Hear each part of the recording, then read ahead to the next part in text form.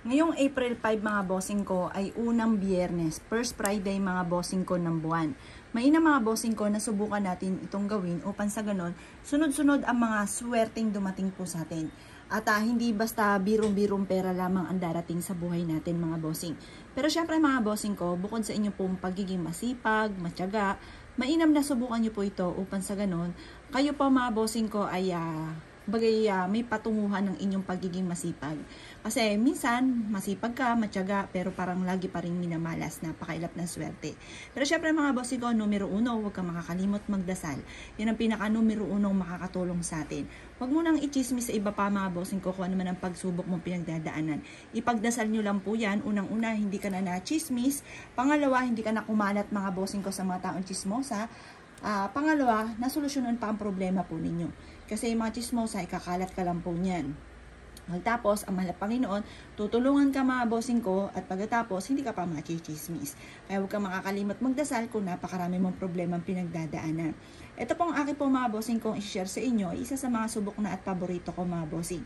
Lalo-lalo na sa April 5, first Friday mga bossing ko, gawin nyo po ito. At ang magandang tambalan nito mga bossing ko, ay ilalagay natin to sa ating salamin mga bossing.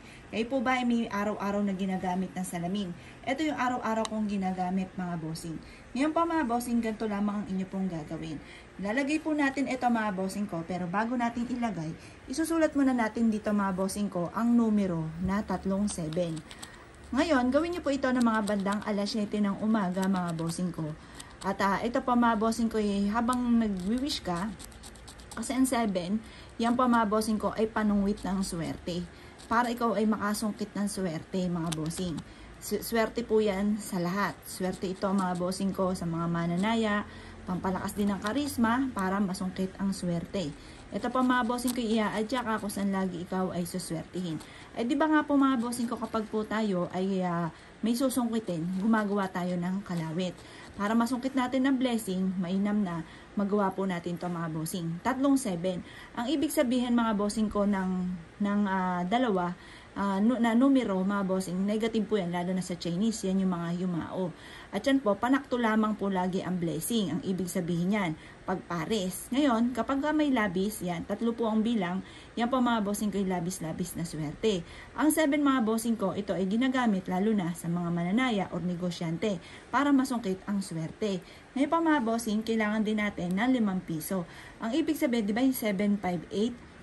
Ang 7, panunghit ng swerte. Ang 5, labis-labis ang blessing. Di nga po, yung 2, 4, pares po yun. Panukod po yun. Negative din po yan ayon sa Chinese. Ang number 5 naman po mga bossing ko, para labis din yung isa, parang number 3, labis-labis ang blessing. Yun po, ibig sabihin po niyan. Ngayon pa mga bossing, ang gagawin lamang po natin, ito yung ating salaminan. Ito yung salaminan ko mga bossing. Ngayon, ilalagay nyo dito sa mismong ilalim. Ito, kumuha ka ng tape. Yan, at saka ito rin po mga bossing. Nakaharap na ganyan yung barya mga bossing ko ha. Pati yan 5 piso. Ngayon, yung silver mga bossing ko ay nagtataboy ng malas. At ang bilog para tuloy-tuloy ang pasok ng swerte. Yan po mga bossing ko, iti-tape nyo lamang at ito ang lagi nyong gagamitin. Pagdating sa usapin ng halimbawa, mananalamin ka, ito, kasi nagtataboy po yan ng kamalasan at nag-a-attract na napakaraming swerte.